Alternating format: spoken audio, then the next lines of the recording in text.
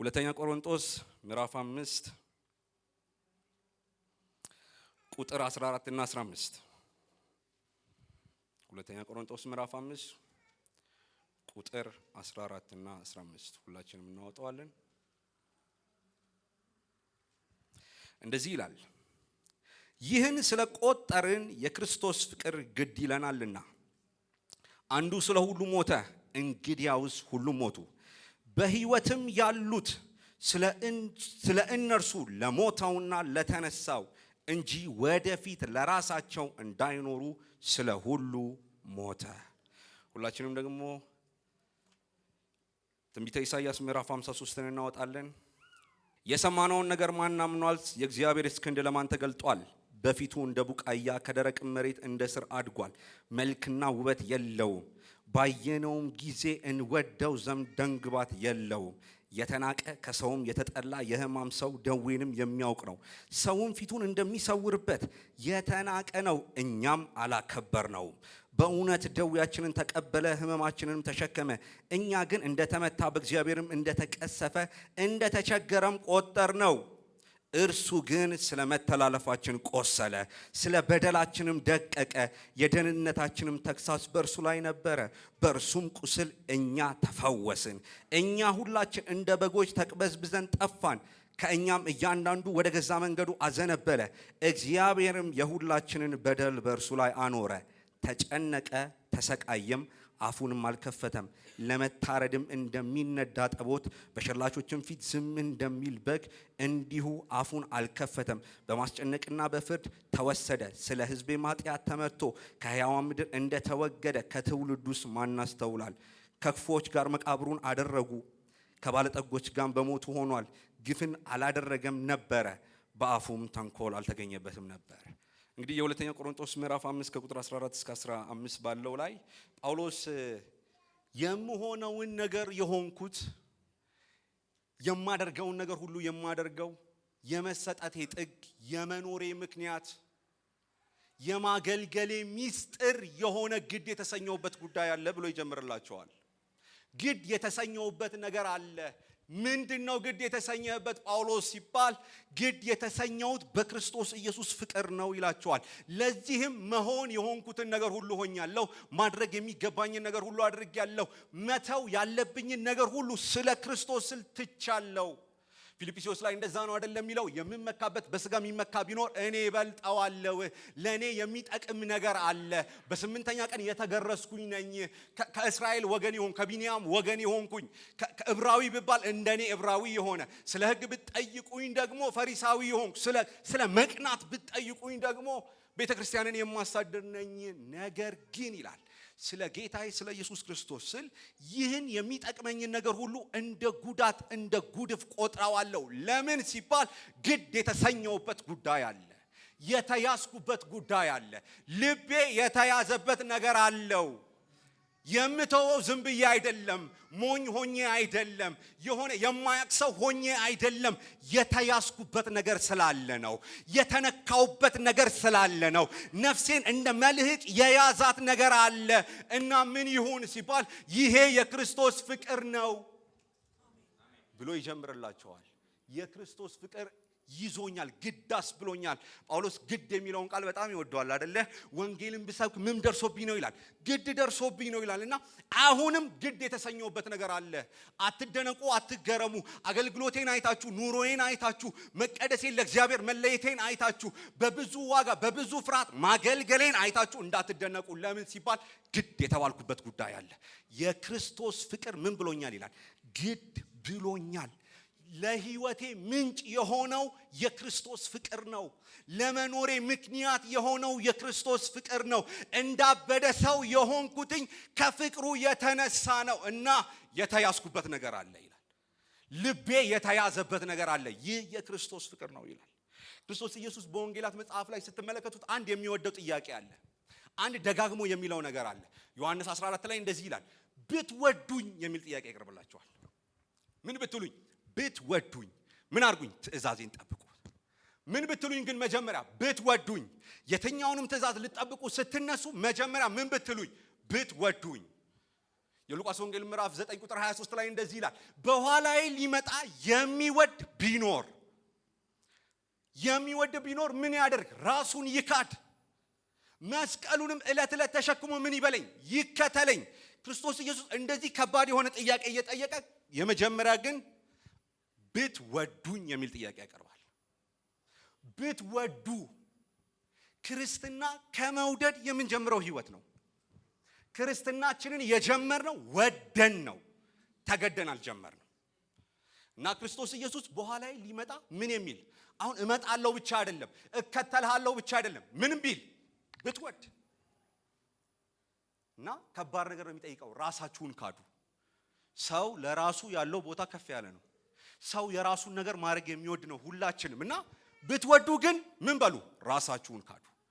ከዛ እሰይ እንደው በመካድ ያለቀ ከሆነ ችግር የለውም። በቃ እንደምንም ብዬ ስላንተ ኖራለሁ፣ እንደምንም ብዬ ያንተን ፈቃድ አደርጋለሁ፣ እንደምንም ብዬ ቅድሚያ ላንተ ኖራለሁ ስትሉ ደግሞ መስቀሉን ደግሞ ተሸከሙ ይላችኋል። ከመካድ ያለፈ ደግሞ የሚቀጥል አለው። ወዳችሁ ኢየሱስን ከተከተላችሁ፣ እኔን ከተከተላችሁ ደግሞ መስቀል አለ። ዝም ብላችሁ እሰይ ሃሌሉያ የምትሉበት ህይወት አይደለም። እሰይ አሜን አሜን ብቻ የምትሉበት ህይወት አይደለም። ስለ ክርስቶስ ምን ልትሉ ዋጋ ልትከፍሉ ደግሞ ያስፈልጋችኋል። መስቀል ደግሞ ትሸከማላችሁ። ከዛ ሰው ጥሩ ነው። ያው እንግዲህ ሰው ጊዜያዊ ነገርን እንወዳለን አይደለ?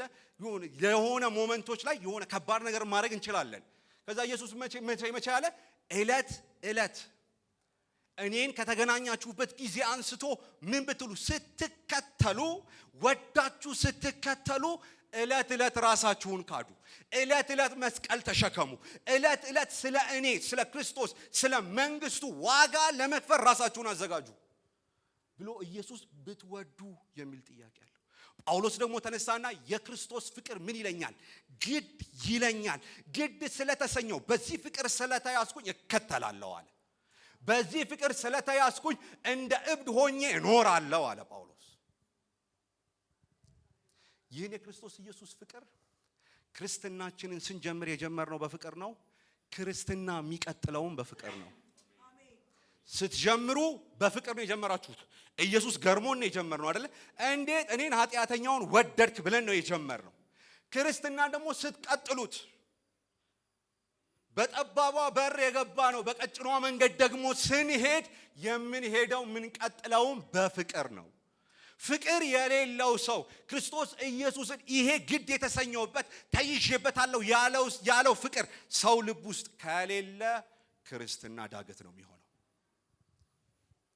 እና ጳውሎስ ስለዚህ ፍቅር ሲያወራ ይሄ ፍቅር የተለየ ነው ይላል። ይሄ ፍቅር ልዩ ፍቅር ነው፣ ዝም ብሎ ፍቅር አይደለም። ለምንድን ነው ይሄ ልዩ የሆነው ሲለው ለጢሞቴዎስ እንደዚህ ይለዋል፣ የኃጢአተኛ ዋና እኔ ነኝ ይላል። ለጢሞቴዎስ ሲጽፍለት እንደዚህ ይላል፣ አስቀድሞ ተሳዳቢ፣ አስቀድሞ አሳዳጅ፣ አስቀድሞ አንገላሽ ምንም ብሆን ይላል። እንደዚህ አይነት ሰው ነኝ። ነገር ግን ሳላውቅ ባለማመን ስላደረኩት ነገር በክርስቶስ በኩል ምህረትን አገኘው ይላል። እና ይሄ ፍቅር የተለየ ፍቅር ነው። ይሄ ፍቅር ምንድነው? የኃጢአተኛ ዋና የሆነውን የሚያድን ፍቅር ነው አለ። ይሄ ፍቅር ልዩ ፍቅር ነው። የሚያንገላታውን፣ የሚያሳድደውን፣ ኢየሱስን የሚጠላውን፣ ቤተ ክርስቲያን ምን የሚለውን የሚያሳድደውን እሱን ምን የሚለው የሚገናኝ ፍቅር ነው። እና ምህረትን አገኘው አለ። ፍቅሩ ልዩ ነው። መጽሐፍ ቅዱሳችንን ስታነቡት ሮሜ 5 ላይ ሲናገር እንደዚህ ይላል። ስለ ማንነታችን ሲናገር ቅድም ወንድሜ የተናገረው ነበር። ገና ደካሞች ሳለን ይላል። ይሄ ፍቅር ለብርቱ የተገለጠ አይደለም። ሃሌሉያ! ይሄ ፍቅር ደካማ ለሆነ ሰው የተገለጠ ነው። ይሄ የክርስቶስ ኢየሱስ ፍቅር ለኃጢአተኛ የተገለጠ ነው። ደካሞች ሳለን ክርስቶስ ዘመኑ ሲደርስ ለኃጢአተኞች ሞቷልና፣ ስለ ጻድቅ የሚሞት በጭንቅ ይገኛልና፣ ስለ ቸር ሰውስ ግን ሊሞት እንኳን የሚወድ ምናልባት ነው አለ። ምናልባት ፖሲቢሊቲ ውስጥ ልክተተው አለ። ምናልባት ለጻድቅ ሰው፣ ለደግ ሰው፣ ለቸር ሰው የሚገኝ ኢየሱስ ግን አለ ይሄ የክርስቶስ ፍቅር ግን ለሚያሳድዱት ይሞታል አለ። ይሄ የክርስቶስ ፍቅር ግን ደካማ ለሆኑ ይሞታል አለ። ይሄ የክርስቶስ ፍቅር ግን ለማይፈልጉት ይሞታል አለ። ወደነው አይደለም ኢየሱስን የተገናኘ ነው፣ ገፍተነው ነው የተገናኘ ነው። ይሄ ፍቅር ብርሃን ለሚወዱ ሳይሆን ጨለማ ለሚወዱ ለኛ ነው የተገለጠው። ጳውሎስ ዋና ነኝ አለ። ዋና ነኝ፣ ደካማ ነኝ፣ የኃጢአት ቁንጮ እኔ ነኝ። ገና ኃጢአተኞች ሳለን ምኖች ሳለን ኃጢአተኞች ሳለን ማ ተገለጠ ይላል? ኢየሱስ ተገለጠ ይላል። ሊያድነን ኢየሱስ ተገለጠ። ሊሞትልን ኢየሱስ ተገለጠ። ይሄ የክርስቶስ ፍቅር ድንቅ የሆነው ምን ጋር መሰላችሁ? እንደው የሆነ ምድራዊ ጉዳያችንን ሊነካ አይደለም የመጣው። የሆነች እንደው ተንሻፈን ከሆነ ቀና ሊያደርገን፣ አንክሰን ከሆነ ሊያዘልለን፣ ታውረን ከሆነ ሊያበራን ብቻ የመጣ አይደለም። እሱንም ያደርጋል፣ ግን ዋና ጉዳዩ እሱ አይደለም። መጽሐፍ ቅዱሳችን ሲናገር እንደዚህ ይላል። አንደኛ ዮሐንስ መልእክት ምዕራፍ 3 ቁጥር 1 ላይ እንደዚህ ይላል፣ እኛ የእግዚአብሔር ልጆች ተብለን እንድንጠራ። ሃሌሉያ! ኢየሱስ ለኃጢአተኛው መጣና አይ የተሻልክ ሰው አደርግሃለሁ አይደለም ያለው። እኛ ምን ሆነን እንድንጠራ? የእግዚአብሔር ልጆች ተብለን እንድንጠራ። አብ እንዴት ያለ ፍቅሩን እንዳፈሰሰ እዩ ይላል። ኢየሱስን አፍስሶታል። ይሄ የክርስቶስ ፍቅር እኛ አመፀኞችን ልጆች አድርጎናል። ይሄ የክርስቶስ ፍቅር ርቀን የነበርነውን አቅርቦናል። ይሄ የክርስቶስ ፍቅር የዘላለም ሞት የነበረብንን ሕይወት ሰጥቶናል። ይገርማል ይሄ ፍቅር።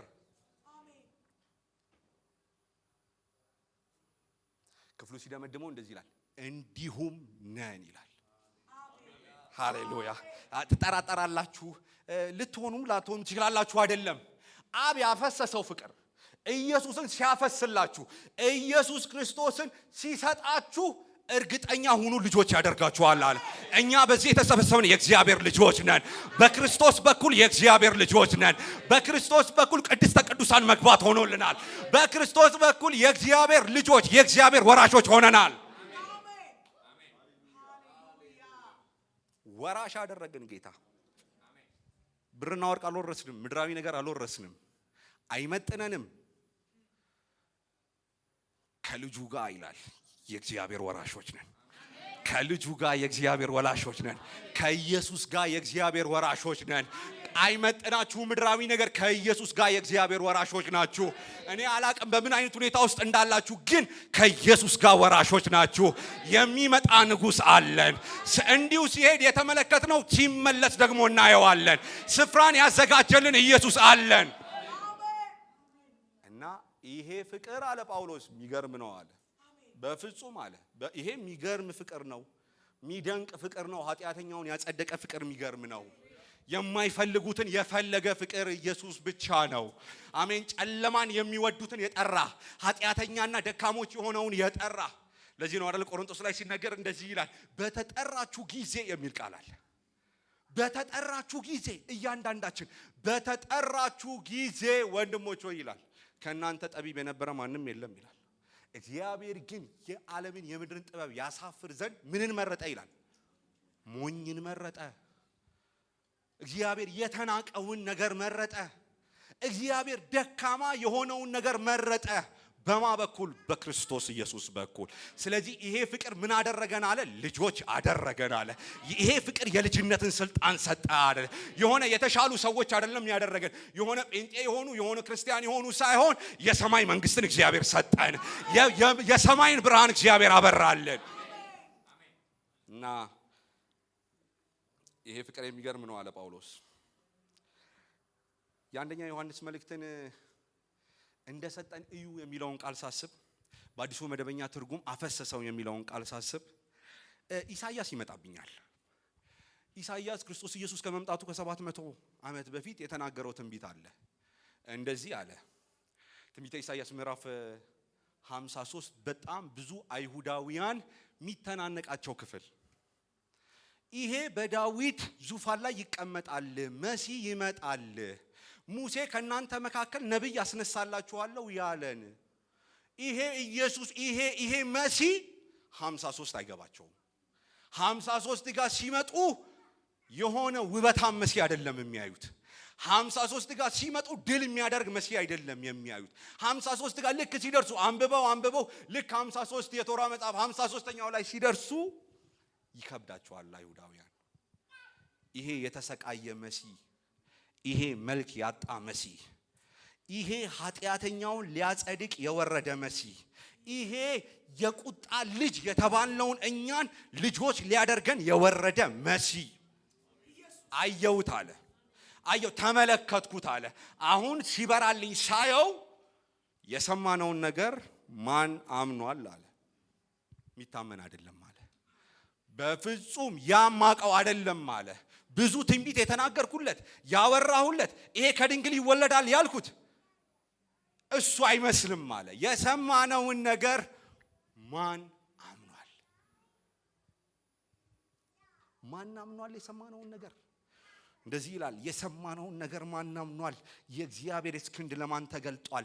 በፊቱ እንደ ቡቃያ ከደረቅ መሬት እንደ ስር አድጓል። መልክና ውበት የለውም፣ ባየነውም ጊዜ እንወደው ዘንድ ደም ግባት የለውም። የተናቀ ከሰውም የተጠላ የሕማም ሰው ደዌንም የሚያውቅ ሰውን ፊቱን እንደሚሰውርበት የተናቀ ነው፣ እኛም አላከበርነውም። የውበት መደምደሚያ የሆነው ሰማያት ውበት ያገኙት በሱ ነው። ዓለም ፍጥረታት ውበትን ያገኘው በሱ ነው። እንወደው ዘንድ አለ ደም ግባት የለውም አለ። ኢሳይያስ ይሄንን ነገር በሚናገርበት ጊዜ ትንቢተ ኢሳይያስ ምዕራፍ 6 ላይ አንድ በጣም ስለ በዙፋኑ ላይ ስላለው ጌታ እንደዚህ ብሎ ተናግሯል አይደለ? ንጉሥ ዖዝያን በሞተበት ጊዜ እግዚአብሔርን በረጅምና ከፍ ባለ ዙፋን ላይ ምን ብሎ አየሁታል? ተቀምጦ አየሁታል። እና አሁን የ53ን የጻፈልን ኢሳይያስ ተቀምጦ አየሁት። ይሄንን ጌታ በዙፋኑ ላይ ተቀምጦ አየሁት። ከዛ ደግሞ ብቻውን አይደለም፣ ሱራፌሎች ደግሞ በፊቱ ቆመዋል። እነሱም 6 ክንፎች አላቸው አለ። እሺ ምንድነው በስድስቱ የሚያደርጉት ሲል በሁለቱ ክንፋቸው ፊታቸውን ይሸፍናሉ አለ። በሁለቱ ክንፋቸው እግራቸውን ይሸፍናሉ አለ። በሁለቱ ክንፋቸው ደግሞ ምን ይላሉ? ይበራሉ። እና ደግሞ ምን ይላሉ ሲለው ቅዱስ ቅዱስ የሰራዊት ጌታ እግዚአብሔር፣ ምድርና ሞላዋ ከክብር የተነሳ ተሞልታለች ብለው ይጮሃሉ አለ። እና ይሄንን አየሁት አለና የተናቀ ነው አለ። ይሄ ውበት ያለው ይሄ ሱራፌል ፊቱን የሚሸፍንለት፣ ይሄ ሱራፌል በፊቱ ሲቀርብ እግሩን የሚሸፍንለት ይሄ ጌታ፣ ይሄ በዙፋኑ ላይ ያለ 53 ጋር ኃጢአተኛውን ለማጽደቅ ሲመጣ 53 ላይ እኛን ለማዳን ሲመጣ የተናቀ ሆኖ መጣ አለ። የተናቀው ኢየሱስ፣ ይሄ ምድር በክብሩ የተሞላችለት ኢየሱስ፣ ሰማያት ያንተን ክብር ይናገራሉ የተባለለት ኢየሱስ ክፍሉን ስታነቡት እኛም ይላል አላከበርነውም ነበረ ይላል። እና ማንን ለማጽደቅ ነው? ማንን ለማዳን ነው? እንደው የሚፈልጉህን ልታድን ሲባል ኃጢአተኛ ላድን፣ ዋና የሆነውን ላድን፣ የተላለፈውን ላድን፣ የማይወደኝን ላድን፣ በሞት መንገድ ላይ ያለውን ላድን፣ እሱን ላድን ነው የተዋረድኩት አለ። ላድነው መጣው አለ። ሃሌሉያ። በጣም የክርስቶስ ኢየሱስ በስቃይ በሚያልፍበት ጊዜ 2 ነገሮች ይከብዱኛል። እኔ ነኝ የከበደኝ። እንግዲህ ወደፊት ብዙ ነገር ከከበደኝ አላውቅም። የሆነ ጊዜ ሙሴ የጠየቀው ጥያቄ ትዝ ይላችኋል? ፊትህን አሳየኝና ይበቃኛል አለው። በቃ ፊትህን ሊየውና ምን ይፈጠራል? ይበቃኛል አለው። ከዛ እግዚአብሔር ምን አለው? ፊቴን አይቶ የሚኖር ማንም የለም። ስለዚህ በዓለት ስንጣቂ ውስጥ አደርግሃለሁ። በማልፍበት ጊዜ ፊቴን አይደለም አለው ጀርባዬን ታየኛለህ አለው። እና ይሄ ፊቱ ሲታይ የሚያጠፋው ጌታ፣ ይሄ እነ መላእክቶቹ ፊታቸውን የሚሸፍኑለት ጌታ ለኛ ሲል መጣና በጣም የሚከብደኝ ምራቅ ተፉበት የሚለው ቃል ይከብደኛል። እና ይሄ ውበታም የሆነ ጌታ እኔን ኃጢአተኛውን ለማዳን፣ አንቺ ኃጢአተኛውን ለማዳን፣ እኛን ለማዳን፣ የማይፈልጉትን ለማዳን፣ በደለኛው ለማዳን ፊቱ የሚገለው ጌታ፣ ፊቴን ማንም አያይም ያለ ጌታ፣ መላእክቶቹ በሁለት ክንፋቸው ፊታቸውን የሚሸፍኑለት ጌታ፣ የመዋረዱ ልክ፣ በቃ የመናቁ ልክ ፊቱ ላይ ተፉበት ይላል። ይሄ ቃል ይከብደኛል። ተፉበት የሚለው ቃል ይከብደኛል። እና ተፉበት ለማ ሲባል ኃጢአተኛ የሆነን ሰው ለማዳን፣ እንደው ጻድቅ አይደለም እኮ፣ እንደው መልካም እንኳ አይደለም እኮ፣ እንደው ሕግን የሚጠብቅ እኮ አይደለም፣ አመፀኛ ፈሪሳውያን እኮ እንደሱ ነው ያሉት አይደል? አንተ ምንድነው ከአመፀኛ ጋር የምትቆየው? ምንድነው ከቀራጭ ጋር የምትቆየው? ምንድነው አንተን ከማይፈልጉ ከማይመጥን ጋር የምትቆየው? ምንድነው አለ። መድኃኒት ነኝ እኔ አላቸው። እኔ ባለ መድኃኒት የታመሙትን ላድን ነው የመጣሁት አለ። እርሱ የጠፋውን ሊያድን መጣ አለ። ሊያድነን የመጣው በእንደዚህ አይነት መናቅ ውስጥ ነው። ተከብሮ አይደለም። ኢየሱስ እንደመጣ ነግሶ ሁሉን ነገር ገዝቶ አይደለም፣ ተንቆ የመናቁ ጥግ ደግሞ ተተፍቶበት ተተፋበት አለ። ይቀጥልና ኢሳይያስ 4-6 ላይ እንደዚህ ይላል። በእውነት ደዌያችንን ተቀበለ ሕመማችንንም ተሸከመ፣ እኛ ግን እንደተመታ በእግዚአብሔርም እንደተቀሰፈ እንደተቸገረም ቆጠርነው። እርሱ ግን ስለ መተላለፋችን ቆሰለ፣ ስለ በደላችን ደቀቀ። የኃጢአታችን ተግሣጽ በእርሱ ላይ ነበረ፣ በእርሱም ቁስል እኛ ተፈወስን። እኛ ሁላችን እንደ በጎች ተቅበዝብዘን ጠፋን፣ ከእኛ እያንዳንዱ ወደ ገዛ መንገዱ አዘነበለ፣ እግዚአብሔርም የሁላችንን በደል በእርሱ ላይ አኖረ ይላል። ይሄ መሲህ፣ ይሄ የክብር መሲህ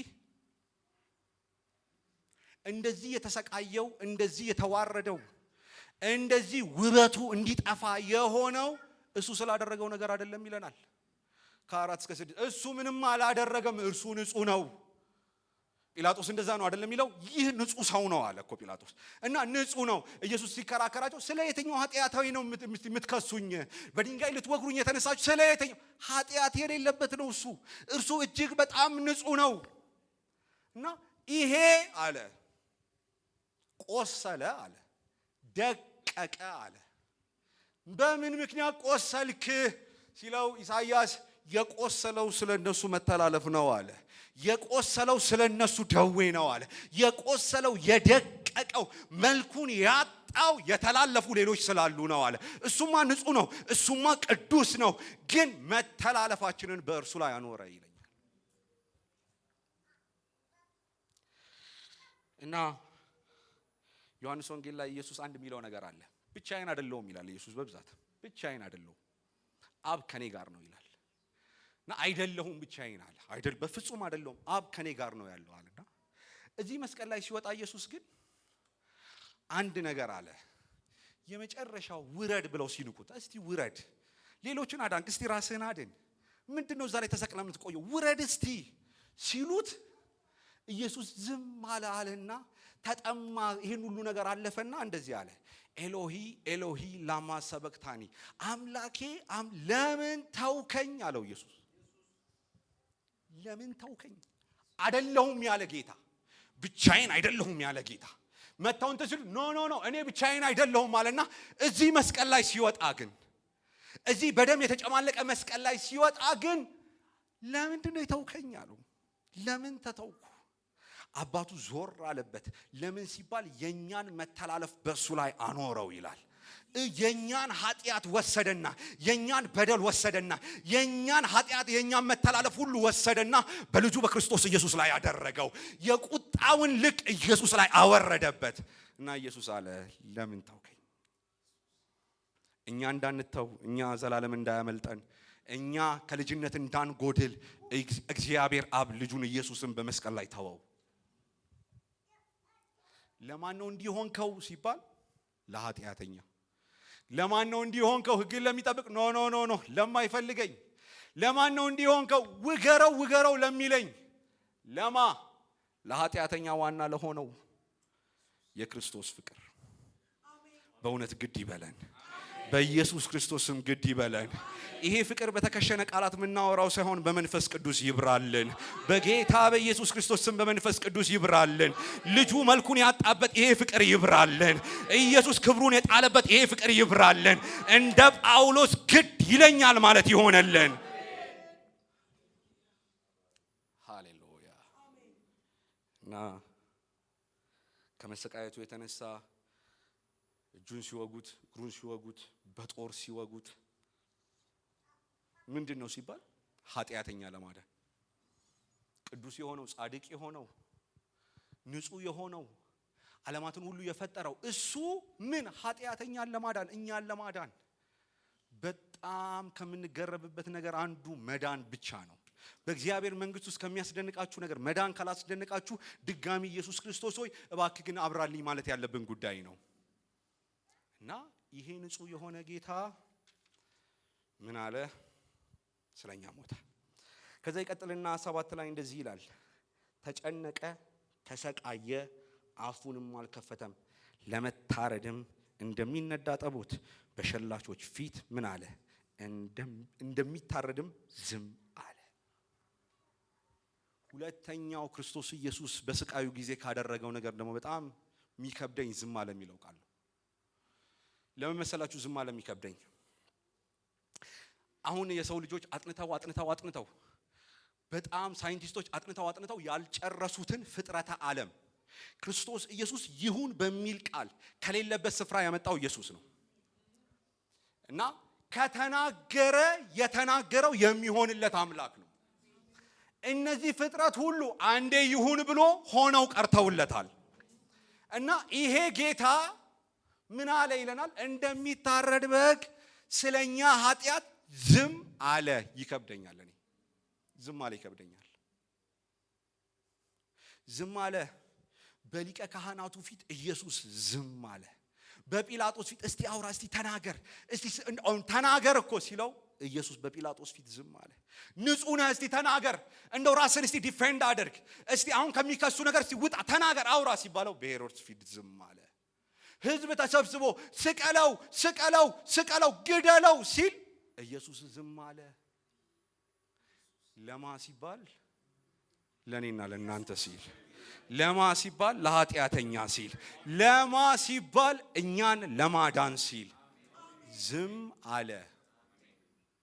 ይሄ ቃል ይከብደኛል። እኔ ዝም አለ። እንደው ኢየሱስ ቢያወራ ብዬ አስባለሁ። እንደው ቢያወራ ማውራት ቢጀምር ኢየሱስ በፍጹም ሊሰቅሉት አይችሉም። ደጋግሞ መጽሐፍ ቅዱሳችን የሚነግረን ንጹህ ሰው ነህ ይላል። የጲላጦስ ሚስት መታ ይሄ ሰውዬ ንጹህ ነውና በሱ ላይ አንዳች እንዳታደርግ ብለዋለች። እና ንጹህ ነው ልከራከር ብሎ ኢየሱስ ቢነሳ ማን ይረታዋል? ልከራከር እስቲ ኖ አይሆንም ብሎ ኢየሱስ ቢነሳ ማን ይረታዋል? ኢየሱስ ግን ጌቴሴማኒ ላይ ነው የተረታው። ኢየሱስ ጌቴሴማኒ ላይ እንደው ይቺ ጽዋ አለ ብታልፍ ደስ ይለኛል አባቶ፣ ይቺን ጽዋ ከኔ ግን አለ የኔ ፈቃድ አይሁን አለ። የተናገረው ጌቴሴማኒ ላይ ነው። ከዛ በኋላ የአባቱ ፈቃድ እንደሆነ ሲያቅ ሌላ ቦታ ዝም አለ። በህይወታችሁ ኢየሱስ ፊት አውርታችሁ ሌላ ቦታ ዝም ማለት ይሁንላችሁ። ስትኖሩ በክርስትናችሁ ስትመላለሱ፣ ስትወጡ፣ ስትገቡ ኢየሱስ ጋር አውርታችሁ፣ አባታችሁ ጋር አውርታችሁ፣ መቅደሱ ጋር አውርታችሁ ሌላ ቦታ ዝም ማለት ይሁንላችሁ።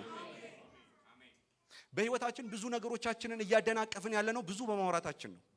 ክርስቶስ ኢየሱስ ቢያወራ ኖሮ አይሰቀልም ነበረ። ግን ሊሰቀል ስለመጣ የጠፋውን ሊያድን ስለመጣ ግን ምን አለ ይለናል? እንደሚታረድ በግ ተንኮል በሱ ዘንድ ሳይገኝበት ምን አለ ይላል? ዝም አለ። ይህ የክርስቶስ ፍቅር አለ። በቃ ጳውሎስ ግድ ይለኛል አለ። ይሄ ፍቅር አለ ግድ የሚያሰኝ ነው። ብኖርለት ግድ ብሎኝ ነው። ብሞትለት ግድ ብሎኝ ነው። ባገለግለው ግድ ብሎኝ ነው። እንደ እብድ በሆን ግድ ብሎኝ ነው። ይህንን ፍቅር ስመለከተው የኃጢአተኛ ዋና የሆንኩትን እኔን ያዳነ ፍቅር ምን ግዳስ ብሎኝ ነው የሆንኩትን ሁሉ የምሆነው አለ ጳውሎስ። ይሄ ፍቅር ልዩ ፍቅር ነው። በጣም ሰው ይሄንን ፍቅር እንደማይደርስበት ጳውሎስ ይናገራል። ኤፌሶን ላይ እንደዚህ ይላል፣ ስፋቱና ርዝመቱ ጥልቀቱና ከመታወቅ በላይ የሆነውን ይላቸዋል። የክርስቶስን ፍቅር ታውቁ ዘንድ እንድትበረቱ ጸልይላችኋለሁ ይላል። እና ይሄ የክርስቶስ ፍቅር አለ። ይሄ ኢሳይያስ በሩቅ ተመልክቶ የጻፈው የተናገረው ይሄ የክርስቶስ ፍቅር ለኛ የተገለጠው ይሄ የክርስቶስ ፍቅር ከመታወቅ በላይ ነው አለ። ስለዚህ ከመታወቅ በላይ ነው። አሁን ላይ ያገኘነው አሁን ተረዳሁት ስትሉ ምን የሚል ነው አለ? የሚበልጥ ነው። አሁን ገባኝ ስትሉ ወይ ኢየሱስዬ እንደው ገባኝ ፈሰስክልኝ ስትሉት የሚበልጥ ነው አለ። ለዚህ ነው መጽሐፍ ቅዱስ ሲናገር በተሰጠን በመንፈስ ቅዱስ ይላል እግዚአብሔር ፍቅሩ ምን አደረገው ይላል? አፈሰሰው ይላል። በመንፈስ ቅዱስ ከፍቅር ጋር ያገናኘን ጌታ ይባረክ። በክርስቶስ በኩል በመንፈስ ቅዱስ በርስታችን መያዣ በተሰጠን እግዚአብሔር ይሄንን ፍቅር በልባችን ላይ ያፈሰሰው በእውነት አሁንም ደግሞ ይፍሰስልን። አሁንም ደግሞ ይጨመርልን። ያወቅነው ሲመስለን በኢየሱስም መሞላት ይሆንልን። የገባን ሲመስለን አሁንም መሞላት ይሆንልን። በእውነት እግዚአብሔር ስለ ፍቅሩ አልቃሻ ያድርገን።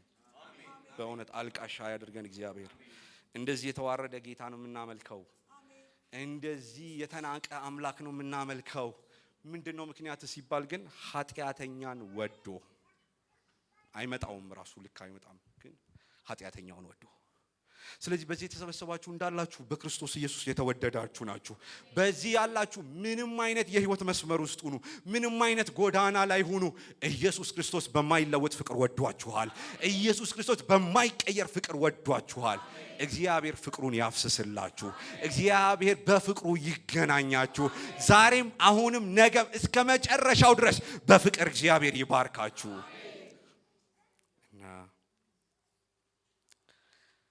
ይሄ ፍቅር አለ ልዩ ፍቅር ነው።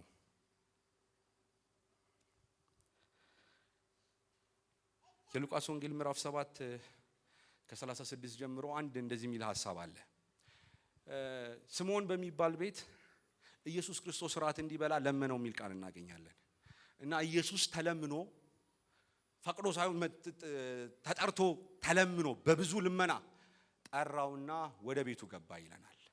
ከዛ በቤት ተቀመጡ፣ ራት መብላት ጀመሩ። ከዛ በኋላ በዛ የራት ግንኙነት ላይ ያልተጠራች ስም የሌላት በሆነ መንገድ ግን የምትታወቅ ሴት ድንገት ተገኘች። እና ክፍሉን ቀጥላችሁ ስታነቡት ድንገት እሷ የኃጢአተኛ ዋና ነች፣ ዋና የተባለችው ነች፣ ሊቀመንበሯ ነች። ዋናዋ መጣችና ኢየሱስ በተጠራበት በራት ላይ ተገኘች ይላል። እና ለምኖ ያስገባው ስምዖን መናገር ጀመረ። ይህ ሰውዬ ነብይ ቢሆን እቺ የምትነካው ማን እንደሆነች ባወቀ ነበር። ይህ ሰውዬ ነብይ ነው ብዬ ነበር የጠራሁት፣ ግን ነብይም አይመስልም። ለምኖ የጠራውን ሰው ለምኖ የጠራውን ኢየሱስን ነብይ ነው ብዬ አስቤ ነበር። እንግዲህ ነብይ ቢሆን ኖሮ ብሏል። እንደው ነብይ ነው ብሎ ነው የጠራውና አንድ ኃጢአተኛ በከተማው በኃጢአቷ የታወቀች ሴት መጣችና ኢየሱስ እግር ላይ ድፍት ብላ አልባስጥሮሷን ሰብራ አምልኮ ጀመረች። እሷ ፍቅር ማፍሰስ ጀመረች፣ ማልቀስ ጀመረች፣ በፀጉሯ እግሩን ማበስ ጀመረች አደረገችና ስምዖን አለ ይህ ሰውዬ ነብይ ቢሆን ያውቅ ነበር። ማን እንደሚነካው፣ ማን እንደሚዳስሰው፣ ማን እያለቀሰ እግሩን እንደሚያብሰው እንደሚያረጠው ያውቅ ነበር አለ። ከዛ በኋላ ሁሉን አዋቂ የሆነው የናዝሬቱ ኢየሱስ ወደ ስምዖን ዞር አለና ስምዖን መጠይቅ ነገር አለኝ አለው። ሁለት ዕዳ የነበረባቸው ሰዎች ነበሩ። አንደኛው 50 አንደኛው ደግሞ 100 ነበሩና ሁለቱም መክፈል ቢያቀታቸውና ሁለቱም ቢተውላቸው የትኛው የሚወደው ይመስልሃል? አብልጦ የሚወደው የትኛው ነው አለው። ብዙ የተተወለት እሱ ይወዳል አለ። ከዛ በኋላ ኢየሱስም ወደ ሴቲቱ አዘወር አለና ይላል አንተ ይለዋል በቤቴ ከገባሁበት ጊዜ ጀምረህ ከመጣሁበት ጊዜ ጀምረህ እግሬን የምታጠብበት አንድ እስራኤላዊ ቤቱ ለጋበዘው ሰው የሚያቀርበው እግር መታጠቢያ አልሰጠኸኝም አለ። ይቺ ሴት ግን ከገባሁበት ሰዓት ጀምራ እግሮቼን በእንባዋ እያራሰች ነው።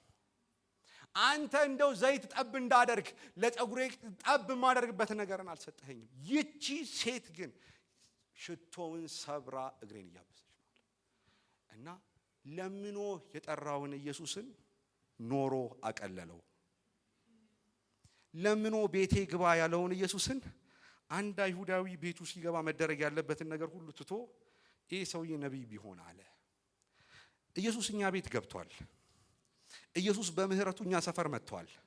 ኢየሱስ በፍቅሩ እንደዚህ የተዋረደው ኢየሱስ እኛን ሊያድነን ጠጋ ብሎናል።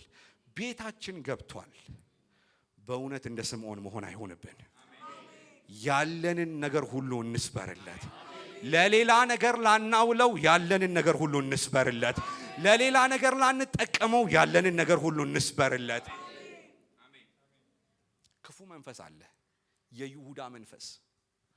ይሁዳ አለ እንዴ ይሄን የሚያክል ነገር ይሄ 300 ዲናር እንዴት ኢየሱስ ላይ ይፈሳል አለ። እንዴት ይፈሳል ኢየሱስ ላይ? እንዴት ዝም ብለሽ ከሽ አድርገሽ እሱ ላይ ታፈሽዋለሽ? ተሽጦ ስንቶችን መርዳት አይችልም ወይ አለ። እንደዚህ ያለ መንፈስ ለኢየሱስ አይሆንም የሚል ቤታችን ለገባው ኢየሱስ ለወደደን ኢየሱስ አይ ለሱ አይሆንም ብሎ በመልካም ልባችንን የያዘ እግዚአብሔር ከህይወታችን ላይ ይገልብጣው፣ በጌታ በኢየሱስ ክርስቶስም ይገልብጣው። ይሁዳ እንደዛ ነው ያለው። ሲታይ እኮ መልካም ነው ለድሆች ቢሆን አለ። ግን ክርስቶስ ኢየሱስ ሲናገር እንደዚህ አለ፣ ይቺ ሴት አለ ለመቃብር ያዘጋጀችኝ አለ። ዝም ብላ አይደለም እያፈሰሰች ያለችው። እኔ ስለናንተ መቀበሪያ አይቀርም፣ እኔ ስለናንተ መሞቴ አይቀርምና አዘጋጀችኝ። በህይወታችሁ ኢየሱስን ለክብር አዘጋጁት። በህይወታችሁ ኢየሱስን ከፍ ላለ ነገር አዘጋጁት። በህይወታችሁ ኢየሱስን በክርስቶስ ኢየሱስ ማላቅ ይሆንላችሁ እና ብዙ የሆነ ኢየሱስ እንደዚህ አፍቅሮናል። ቆሮንቶስ ያለውን የመጨረሻውን ሐሳብ ልናገርና ልጨርስ። እንደዚህ ይላል ያነበብነው ክፍል፣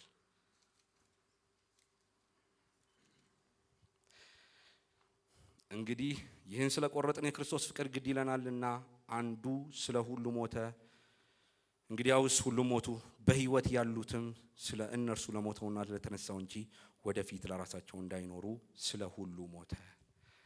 ይሄ የክርስቶስ ፍቅር ግድ ተሰኝቼ እየኖርኩኝ ያለው ሞቱ ግን በህይወቴ ሁለት ነገር ያደርጋል ይላል ጳውሎስ። የክርስቶስ ኢየሱስ ሞቱ በእኔ ህይወት ላይ በአመነው ህዝብ ላይ በእናንተ ላይ በክርስቲያኑ ላይ የሚያደርገው ሁለት እውነት አለ አለ። አንዱ ስለ ስንቱ ሞተ አለ? ስለ ሁሉ ሞተ። እንግዲያውስ ሁሉም ምን አሉ? ሞቱ። አሁን ክርስቶስ ኢየሱስ በመሞቱ ምክንያት የሱን ሞት የተቀበልን የሱን ትንሣኤ የተቀበልን እኛ ሁላችን ምን ብለናል አለ? ሞተናል አለ። ለምን ሞተናል? ለኃጢአት ሞተናል። ለምን ሞተናል? ለአሮጌው ሰው ሞተናል። ለምን ሞተናል? ለዚህ ዓለም ሲስተም ምን ብለናል? ሞተናል። ከክርስቶስ ጋር በሞቱ ተካፍለናል። እኛ ከክርስቶስ ጋር ምን ብለናል? ተሰቅለናል ይለናል መጽሐፍ ቅዱስ። ይሄ ሞት እኛን ገሎናል ይላል። ይሄ ሞት ለራሳችን እንዳንኖር ለፈቃዳችን እንዳንኖር ምን አድርጎናል? ገሎናል፣ እንድንሞት አድርጎናል ይላል። በሞቱ አለ ሁላችንም እንድንሞት አደረጋል። ከዛ ይቀጥልና እንደዚህ የሚል ቃል አለው፣ በህይወት ያሉትም ስለ እነርሱ ለሞተውና ለተነሳው እንጂ ወደፊት ለራሳቸው እንዳይኖሩ ስለ ሁሉ ደግሞ ምን አለ? ሞተ። ደግሞ ወደፊት አለ። ክርስትና በጣም የሚወደው ትላንት ላይ አይተኩርም። ትላንት እንዴት ሆንክ? ትላንት እንዴት አይደለም ክርስትና። ትላንትን በምንም መንገድ ሂዱ፣ ኢየሱስ በምህረት ዘግቶታል። ትላንታችሁ ላይ እንደምንም ሂዱ፣ በመልካምም ሂዱ፣ በችግርም ሂዱ፣ ኢየሱስ በምህረቱ ዘግቶታል። ለወደፊት ግን ይላል ይሄ የክርስቶስ ኢየሱስ ሞት ክርስቲያን የሆነውን ኢየሱስን የተቀበለውን ሰው ለሌላ እንዳይኖር አድርጎታል። ስሙ ይባረክ። ሞቶ ለራሱ ያደረገን ጌታ ይባረክ። ለወደፊት ለሌላ ነገር ለራሳቸው ምን እንዳይኖሩ። ለማን እንዳንኖር? ለራሳችን እንዳንኖር፣ ለራሳችን ክብር እንዳንኖር፣ ለራሳችን ስሜትና ፈቃድ እንዳንኖር፣ ደስ ስለሚያሰኘን ነገር እንዳንኖር ኢየሱስ በሞቱና በትንሣኤው ለሱ እንድንኖር መረጠን፣ ለሱ እንድንኖር አዘጋጀን።